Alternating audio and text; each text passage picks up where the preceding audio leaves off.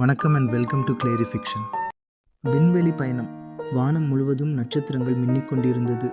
அந்த இரவின் அமைதியில் மனிதரின் பெரிய கனவாக இருந்த விண்வெளி பயணத்தை நிஜமாக்கும் விஸ்வாசம் 1 என்ற விண்கலம் விண்ணில் புறப்பட்டு சென்றது. அந்த விண்கலத்தின் தலைமை விமானி ஆதி. இவர் ஒரு அறிவியல் அறிஞர் மற்றும் தைரியமான விண்வெளி வீரர். இவர் எப்போதும் ஒரு கேள்வியால் உந்தப்பட்டார். நமக்கு அயல் கிரகங்களில் உயிரினங்கள் இருக்கிறதா? ஆதி தனது குழுவுடன் விண்வெளியில் புறப்பட்ட பின் சந்திரன், செவ்வாய் ஆகிய கிரகங்களை கடந்து சென்றார்கள். திடீரென தூரத்தில் ஒரு நீல ஒளி தெரிந்தது. அதை பார்க்கிறீர்களா? ஆதி குழுவினரிடம் கேட்கிறார்.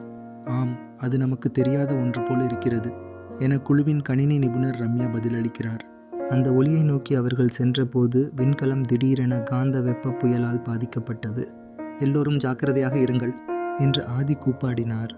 ஆனால் அந்த புயலை கடந்து சென்றபோது அவர்கள் கண்டதை நினைத்து பார்த்தால் கூட நம்ப முடியவில்லை. ஒரு புதிய கிரகம். அந்த கிரகம் பச்சை நிறத்தில் மிளிர்ந்து கொண்டிருந்தது. அதில் மனிதர்களுக்கு ஒத்த புல்லினங்கள் மற்றும் நீண்ட மரங்கள் காணப்பட்டன.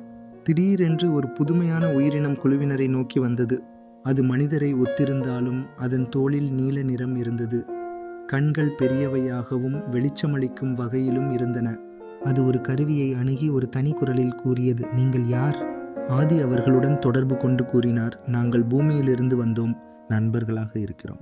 அந்த உயிரினம் தனது கிரகம் மற்றும் அதன் இழந்த வரலாற்றை கூறியது. இது தனது நாகரிகத்தை வளமாக கட்டியெழுப்பியிருந்தனர். ஆனால் ஒரு பெரிய இயற்கை பேரழிவால் அவர்கள் சக்திகளை இழந்தனர். ஆதி தனது குழுவுடன் அயல் கிரக உயிரினங்களுக்கு உதவி செய்து அவர்களின் நாகரிகத்தை மீட்டெடுக்க புது முயற்சியை தொடங்கினார்கள். அடுத்த முயற்சியில் பூமி மற்றும் அந்த கிரகத்தின் உறவை இணைக்கும் துணை ஏற்படுத்தினர். இந்த கதை புதிய உலகம், நம்பிக்கைகள் மற்றும் அன்பின் முக்கியத்துவத்தை விளக்கும் ஒரு பயணமாக அமைந்தது.